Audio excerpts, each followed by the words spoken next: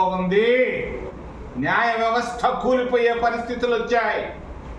ఏంటనేది మీరు అడగాల్సినటువంటి విషయం కాదు. ఇది 3 చట్టాలు మార్చారు. 23లో 24లో జూలై 1వ తారీఖున దేశం ఏమైపోద్దో కూడా తెలియనటువంటి పరిస్థితులు. కాంగ్రెస్ పార్టీ మార్చింది, మంచి సవరణలు చేసింది.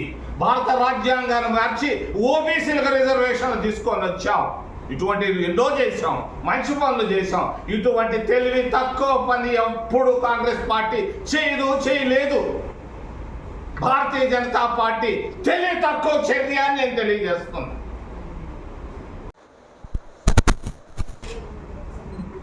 దేశ భవిష్యత్తు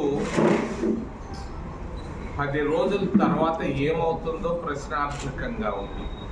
భారతదేశ పరిస్థితి, ముఖ్యంగా న్యాయ వ్యవస్థ, సుప్రీంకోర్టు, హైకోర్టులు, నెల్లూరు జిల్లా కోర్టులు ఏమైపోతాయో అన్నది చాలా ఆందోళనకరంగా ఉంది. ఈరోజు భారతదేశం గట్టిగా పటిష్టంగా ఉందంటే కారణం భారత రాజ్యాంగం. మన రాజ్యాంగమే మనకున్నటువంటి బలం. రాసినటువంటి అంబేద్కర్, రాయించినటువంటి కాంగ్రెస్ పార్టీ, జవహర్లాల్ నెహ్రూ, వాళ్ళు రాసినటువంటి రాజ్యాంగానికే ఒక పరీక్ష రోజుగా తయారవుతా ఉంది రాబోయేటువంటి 9 రోజుల్లో.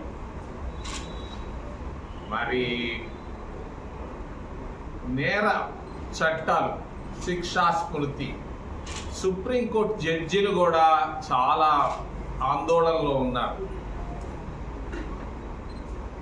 నేను మొన్న ఢిల్లీకి వెళితే ఢిల్లీలో సుప్రీంకోర్టు జడ్జీలు చెబుతున్నారు, ఏంటిది తెలివి తక్కువ చర్య. కేంద్ర ప్రభుత్వం, భారతీయ జనతా పార్టీ, ఎన్డీఏ, ముఖ్యంగా మోడీ, అమిత్ షాలు చేస్తున్నటువంటి కార్యక్రమాల గురించి జడ్జీలు కూడా, సుప్రీంకోర్టు జడ్జీలు కూడా చాలా బాధపడుతున్నారు. అవసరం ఏమొచ్చింది? ఆ 3 చట్టాలను బయటకు తీసుకురావాల్సిన అవసరం ఏముంది? గత సంవత్సరంలో ఎలక్షన్లో వాళ్ళు ఏదో వెళ్ళిపోయారు. జూలై 1వ తేదీ నుంచి చట్టాలు మారబోతున్నాయి. సుప్రీంకోర్టు చీఫ్ జస్టిస్ కూడా తెలియదు. మరి మర్డర్కు సెక్షన్ 302 ఉంటుంది, ఆయనకు తెలీదు. జూలై 2వ తేదీన ఏముంటుందో, 1వ తేదీన ఏముంటుందో తెలియదు. మరి పోలీసుల పరిస్థితి అధ్వానంగా తయారు కాబోతా ఉంది. పాత కేసుల పరిస్థితి ఏంటి? నేరం చేసిన వాళ్ళ పాత కేసుల సంగతి ఏంటి? జగన్ పరిస్థితి ఏంటి? రేప్ పరిస్థితి ఏంటి? ఇది కావాలని కుట్రతో భారతీయ జనతా పార్టీ చేసినటువంటి దుర్మార్గపు చర్యను నేను ఖండిస్తున్నా. తెలివి తక్కువ మోడీ ప్రధానమంత్రి, తలకాయ లేనటువంటి అమిత్ షాలు తీసుకొచ్చినటువంటి చట్టాలను ఖండించాడు.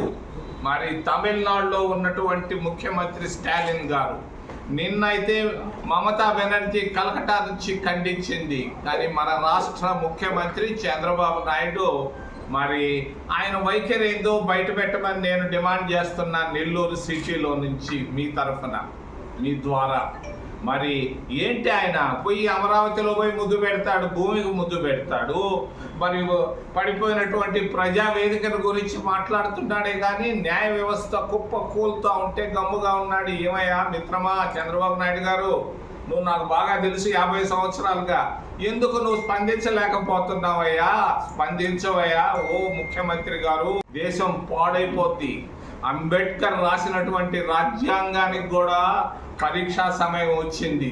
రాయించినటువంటి కాంగ్రెస్ పార్టీ, జవహర్లాల్ నెహ్రూ కాన్స్టిట్యూంట్ అసెంబ్లీకి కూడా ఈరోజు 75 సంవత్సరాల తర్వాత అగ్ని పరీక్షగా మారిపోతుందని తెలియజేస్తూ, రెండో విషయం విద్యా వ్యవస్థ. విద్యా వ్యవస్థ పైనే అనుమానాలు వచ్చేసాయి. నీట్ ఎగ్జామ్ రాస్తే నీట్ ఎగ్జామ్ పైన ఏంది? దాని పేపర్ లీక్ చేయడం ఏంది? ఎప్పుడూ జరగలేదే. ఇది తప్పు అని నేను తెలియజేస్తున్నాను. విద్యా వ్యవస్థ కూడా దెబ్బతింటా ఉంది. న్యాయ వ్యవస్థ కూడా అనుమానాస్పదంగా తయారైనటువంటి ఈ చర్యల్లో భారతీయ జనతా పార్టీ, ఎన్డీఏ ముఖ్యంగా అమిత్ షా మరి మోడీ చర్యలు నేను ఖండిస్తూ ఏదైనా ప్రశ్న.